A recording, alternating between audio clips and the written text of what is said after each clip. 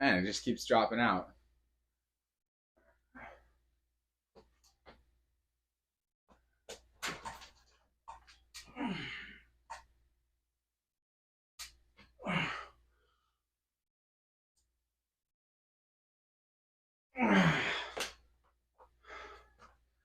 That's 2. Was going for a third, but didn't make it. Let's see, where does that put me? So I got 16. I need to do 4 more. 4 more, and then I can get to the bicep curls.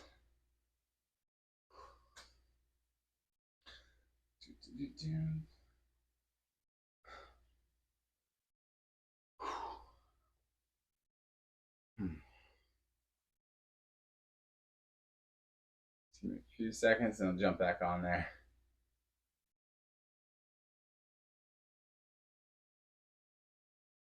Here we go.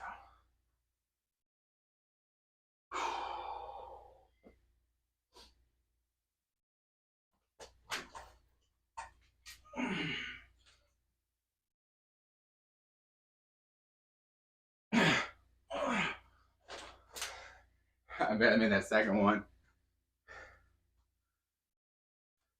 You don't strike me as someone who gets embarrassed by much, says Whitey Tidy. When I do, I shake it off. Like, I get very practical about it, but yeah, I get slightly embarrassed, but I'm used to embarrassing myself or doing things that are embarrassed, so it's just it's just not like an emotion I worry too much about. So, and I just usually I just remember that everybody sucks at one point, and that helps me keep going. It's just keeping in mind that nobody got there instantly overnight. So, but I think a fair dose of embarrassment is good for a person. If you're never embarrassed, you're probably never like taking any big swings at anything. You know.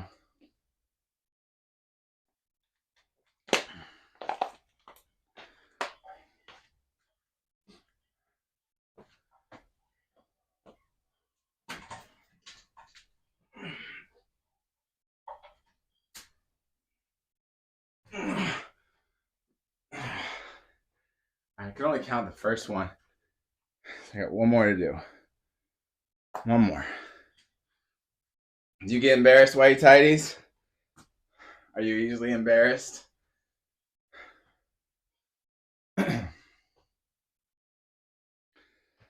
think the thing that also keeps me from being like embarrassed or too embarrassed is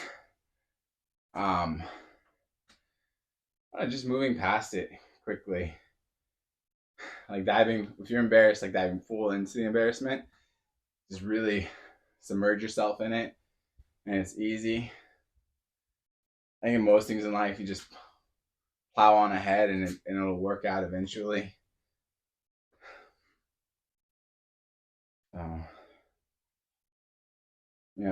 that saying / song, like if you're going through hell, just keep going. White Tie says, not so much in adulthood. Maybe some very specific scenarios, haha. But like you said, I don't let it linger too long. Yeah. As long as you don't let it linger, you just keep moving. All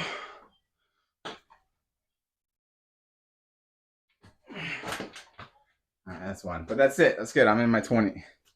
I hit my 20. Now I can move on to bicep curls where I have more fun.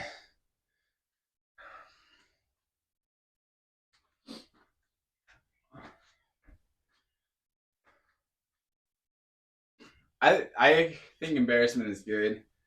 I had a friend that was like super worried about being embarrassed when we were sophomores in high school. And I just embarrassed the crap out of him on purpose in front of girls till he finally relaxed and realized it wasn't a big deal. And then he had a much better high school experience because of it. According to him, not me. That's not just me patting myself on the back. But his experience in high school was better. Yeah, man. Well, I think sometimes people need that push to just put themselves out there, and everything will work out. So just can't be scared of rejection. I think part of it too was in middle school. I did a lot of things I wasn't proud of. Like I started to really be a bully, um, and a lot of it was just I was smaller than everyone, and I spent most of my life being bullied. So then I started fighting, and was better at fighting than most people. So then I could kind of bully people and intimidate people, so they'd leave me alone.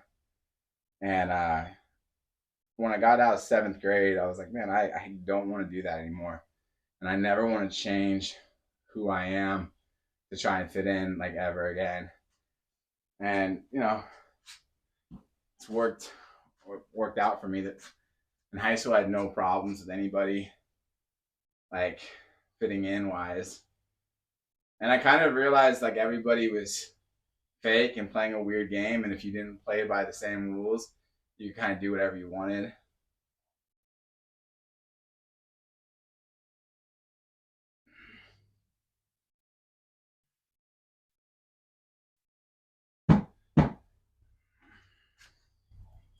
And that was big.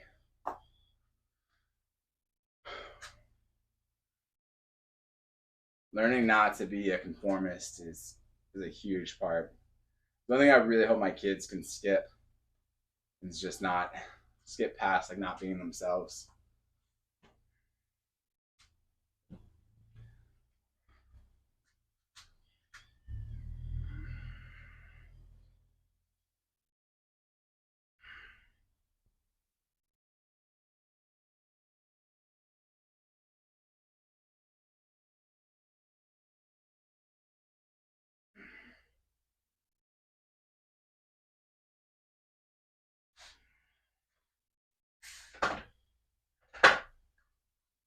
Like getting people to come out of their shells is one of my favorite things to do.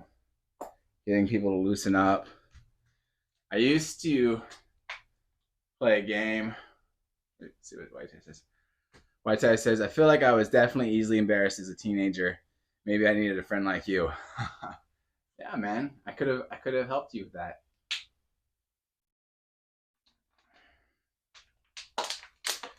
I could have been that embarrassing friend you needed. But it's way more fun. Like I don't know anyone that went to the high school. I only went to high school for 1 year, but I don't know anyone in that year that was having more fun than me.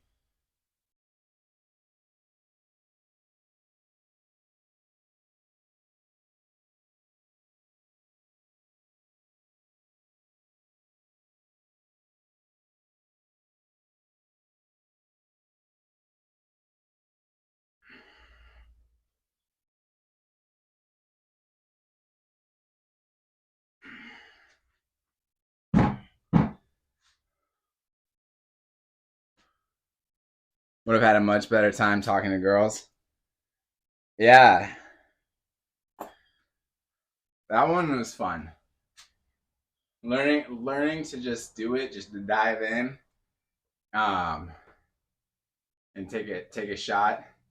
My strong suit in high school was passing notes. I can write a good note. So, and then emails came along, and I could write a pretty good email.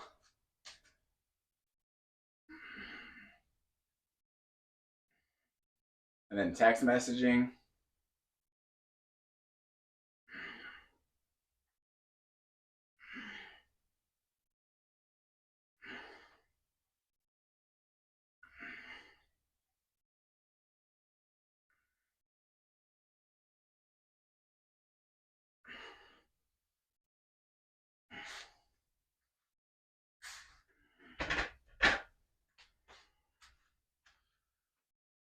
I tell you, the thing about text messaging and stuff that I learned is don't overpromise and don't be cooler in text or emails than you are in real person.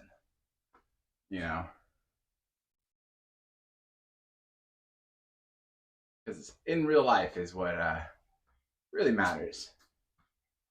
But if you like over like blow, puff yourself up in an email or a text or communicating with somebody, and they meet you and you like don't meet that expectation, it only hurts you. White Tice says overpromise and underdeliver. Yeah, don't do that.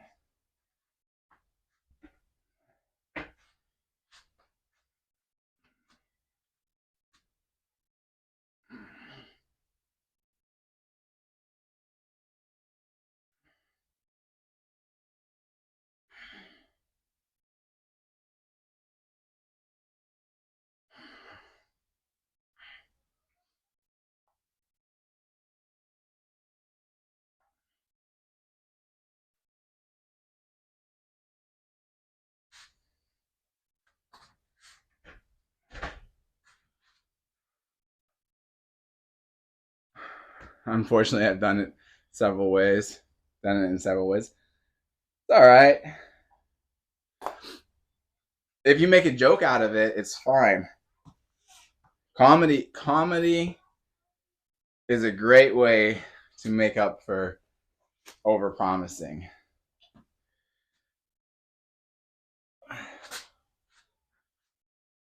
If I were caught in a scenario where I overpromised, I would just keep going for a while until it was funny. Like make it more and more ridiculous, like obviously not true stuff. Like, like did I tell you about my yacht? Yeah, I own a yacht. Like, my dad is, a minor king in a faraway country. And just keep going. Dive right into it until it becomes ridiculous. Try and find the humor in it. All right, so done warming up. Going to move up to the 40 pounds, 18.14 kilogram dumbbells. Ultimately, I would encourage anyone to be themselves, but just play it up like it was a joke all along. This is why I tight is. Yeah. And then you'd be like, I thought it was obvious. I thought it was pretty obvious that I was blowing it up. Like, and then downplay yourself, and then they'll try and build you up. Like mostly because I don't really have anything going on. And then the person will be like, oh, like, come on, that can't be true. Like, no, I'm pretty simple, pretty white bread and mayonnaise, like nothing's happening. And then they'll push you to talk more about yourself. And then they'll be excited about whatever you say because they have to be because, they feel like your whole self is on the line.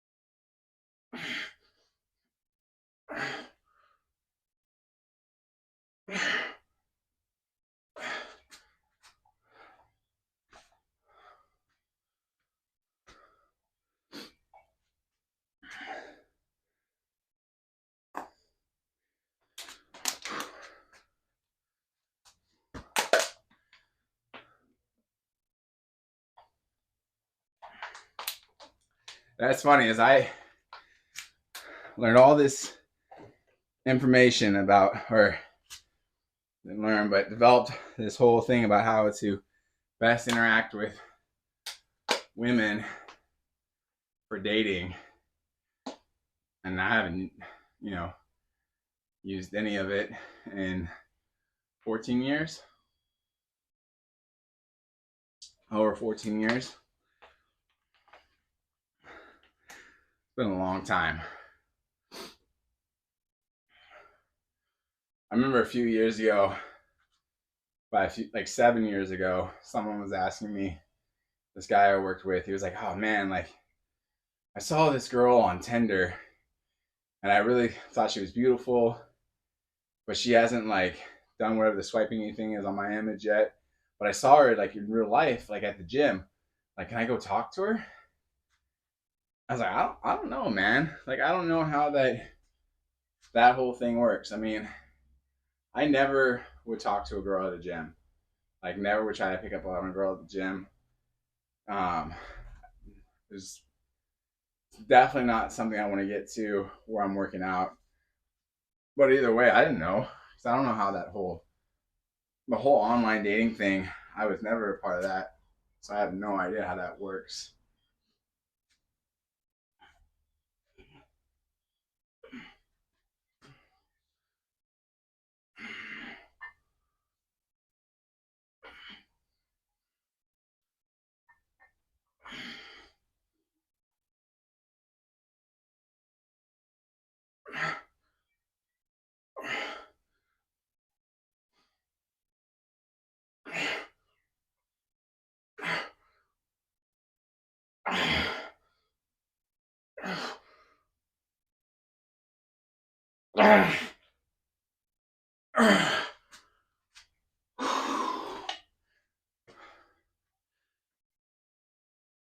It hasn't been 14 years since I started dating. Those white tighties.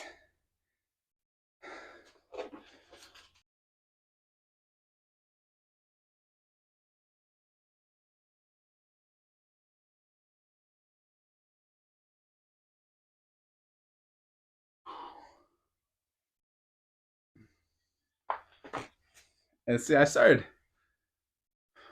first started talking,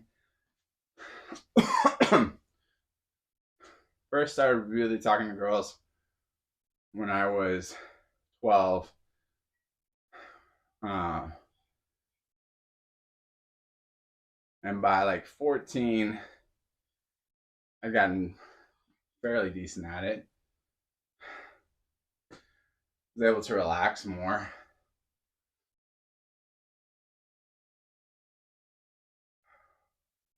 All right, you want to hear an embarrassing story, White Ties? This one is truly embarrassing. There was this girl in like fourth grade I had a crush on. I thought she was super cute. Um, and I was like, all right, like what do I do? I'm gonna write a note, like do like the whole like do you like me kind of note. And I was like, um, but I want this to work really well and communicate like that I want to make it fun. So I made the whole thing in code with a puzzle you had to solve in order to decode the message. And I'm pretty sure that note went straight into the garbage. And I was waiting for like a while. I was like, it's probably gonna take her like a little bit to figure it out. Um, and no, that went nowhere. And that was pretty embarrassing. But I think I was 9, so you know it was a good lesson for a 9-year-old. Don't write love letters in code and expect the girl to take the time to solve the code.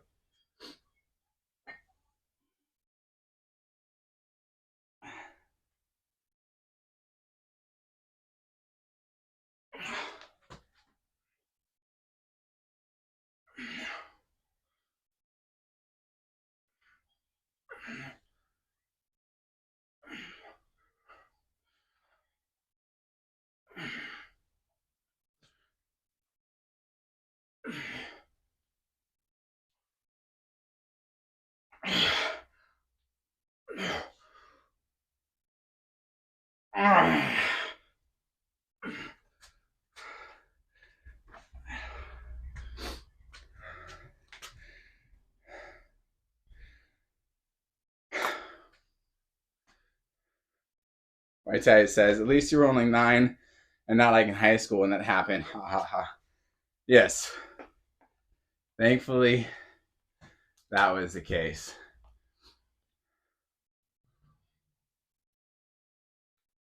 In high school is where I learned, when I was a sophomore, I learned a great game to transition to holding girls' hands.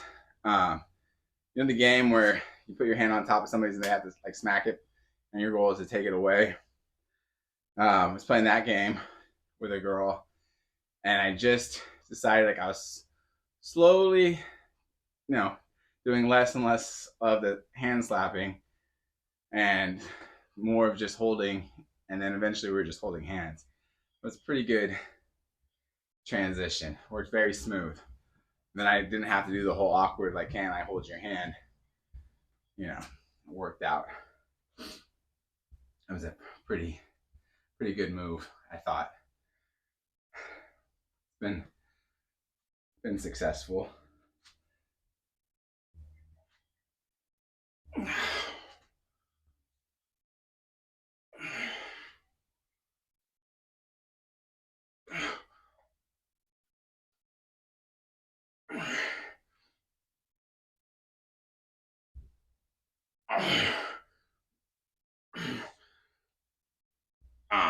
That's it.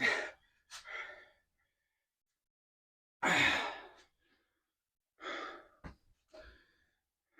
ha ha. Hand holding is advanced.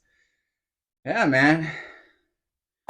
That's a risky endeavor when you're younger. Making that transition. Because if you ask and they say no, that's awkward.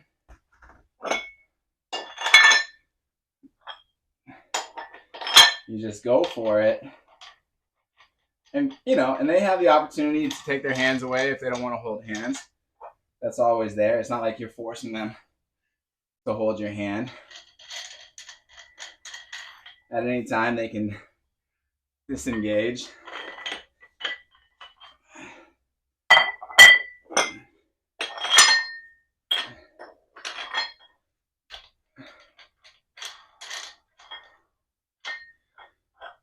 The other move. These are all things that I did as a very young man. Like, I didn't really use these as an adult. As an adult, I learned to be more direct. Yes. White Tie says, young Timmy. Yes, very much so. But solid moves.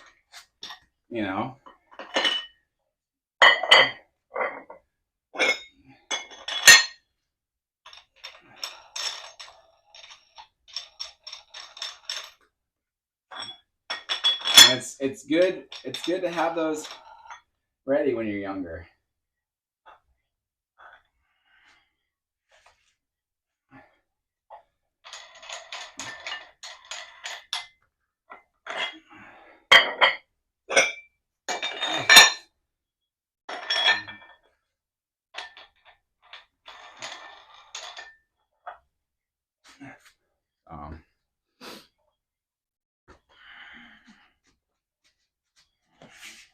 The other one, it's another very easy move to do.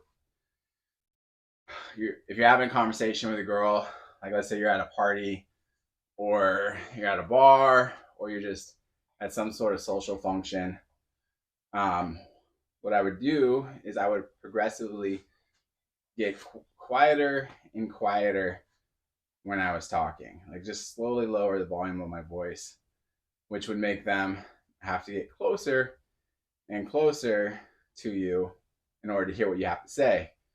And if they don't like you, they can always tell you, like, oh, sorry, like, what'd you say?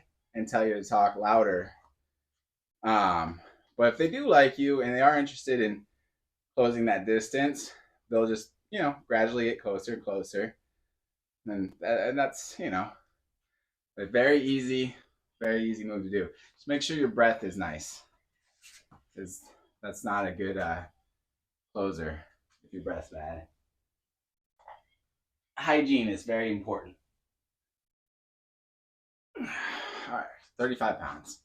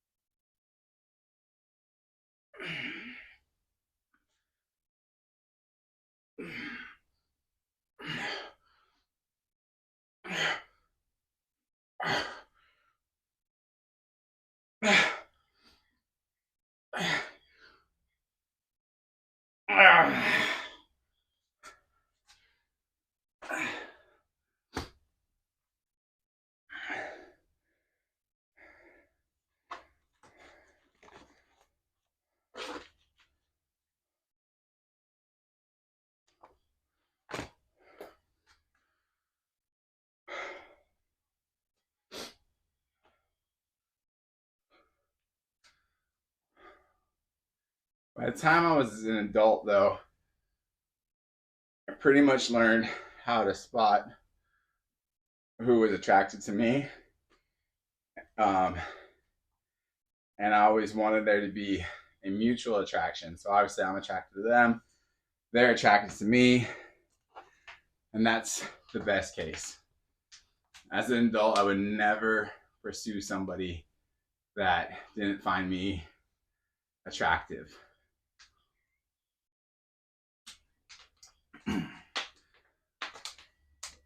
Some guys, you hear stories like they're like buying flowers, they're going above and beyond.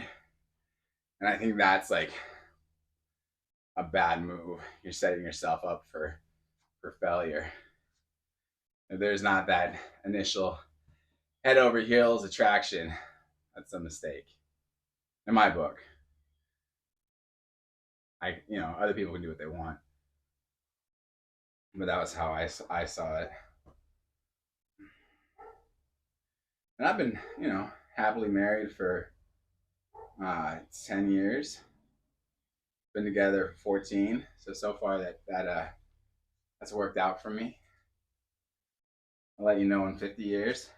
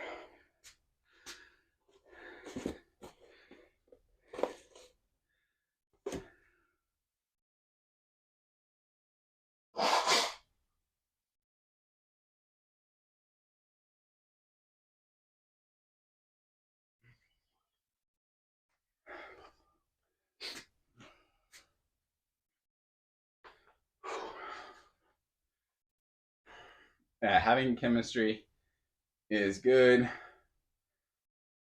but don't count on it to be the only factor.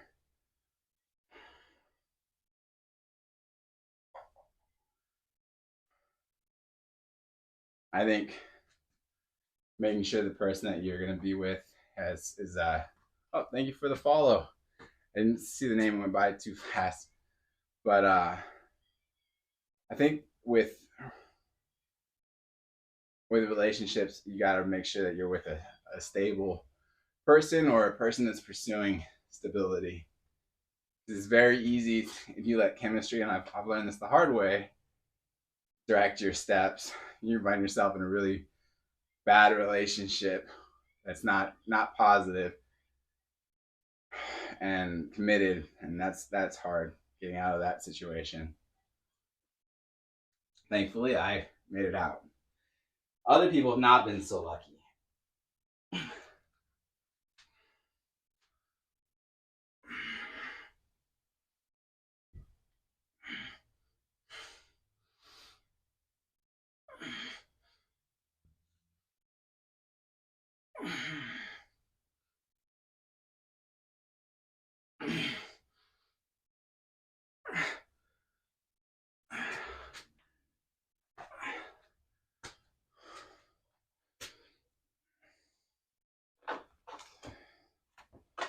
I've always been a big believer that love is a choice. And for a successful marriage, you have to be willing like to keep making that choice every day. And I know like some people like they just expect love to be magic all the time. And that just doesn't work. Um, but if you like find yourself in a relationship where all you've got is that chemistry, it can be not so fantastic.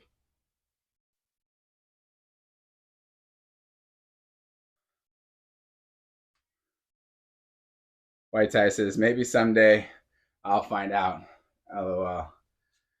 Yeah, hopefully, man. It's definitely a good experience. I've enjoyed it. I've enjoyed being married. So I definitely think it's something you got to be ready for.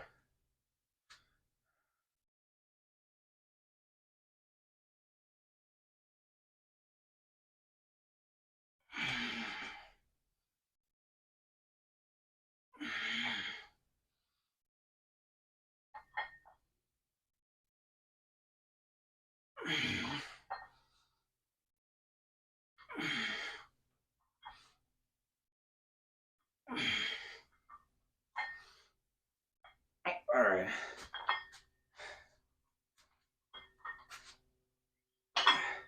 Well, you've got that hard one, White Eyes, because you got to find somebody that wants to be in a relationship but not have kids. That's tricky.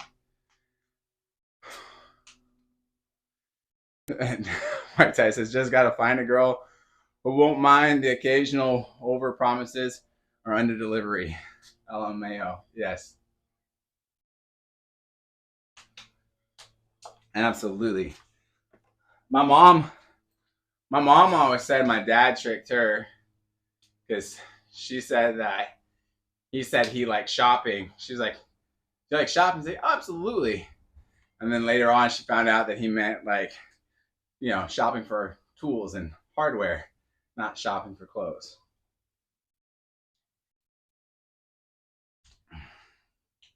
But my parents only knew each other 7 weeks before they got married. Thankfully, my mom and dad were both Marines.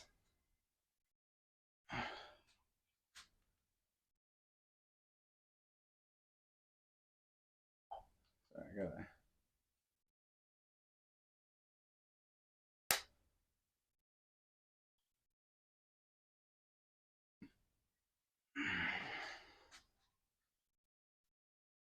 All right, I got the 30s.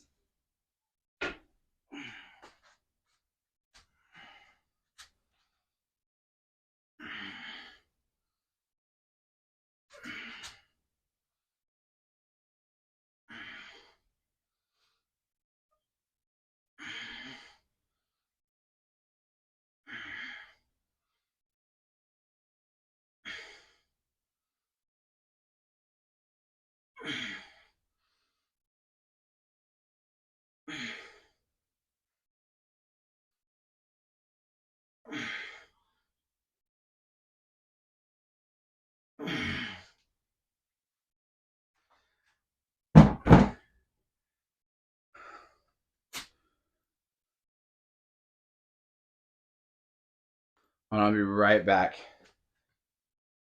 Oh no, looks like one of my kids is moving, but it might not be. I might still have time. I'll tell you this story. Why tie is to keep you in that line of not wanting kids.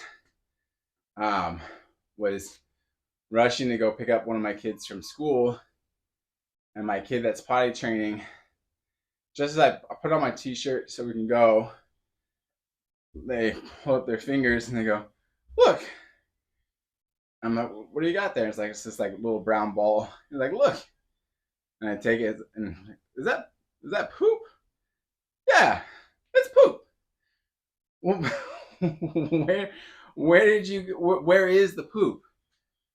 I don't know. Is there more of the poop? I don't know. where did this poop come from? I don't know. And then I'm like trying to keep my cool while I tear through the house trying to find where there's more poop. Meanwhile, like I'm running out of time to pick up my kid from school, and finally had to abandon the search to go, pick up my other child, and then came home and still can't find it. I have no idea where this was, where it came from. I've torn my house apart. I don't know if they it was like one little thing that came out. I have no idea. And I'm gonna have to keep searching and searching and searching. So that's the joys of parenthood right there for you, white tidies.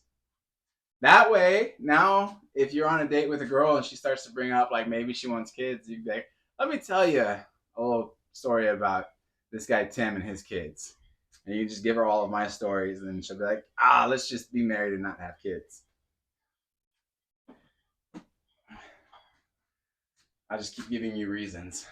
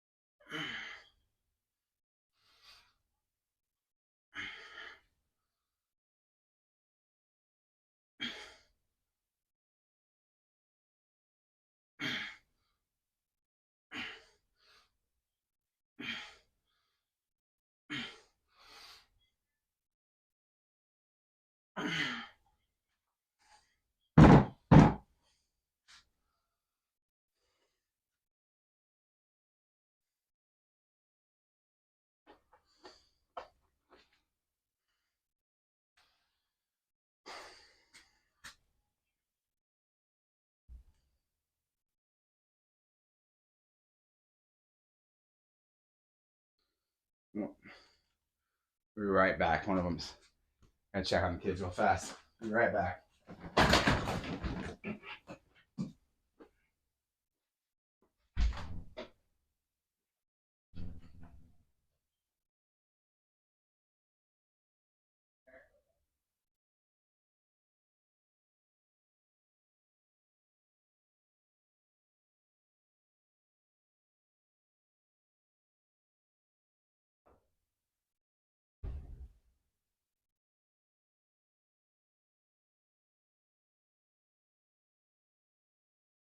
It's okay. It's okay.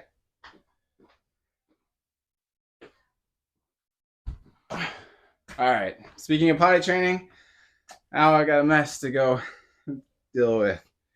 Another one. So there you go, white ties. Got to bounce. God bless you guys. Thank you for hanging out with me. Appreciate it. Have a good Monday.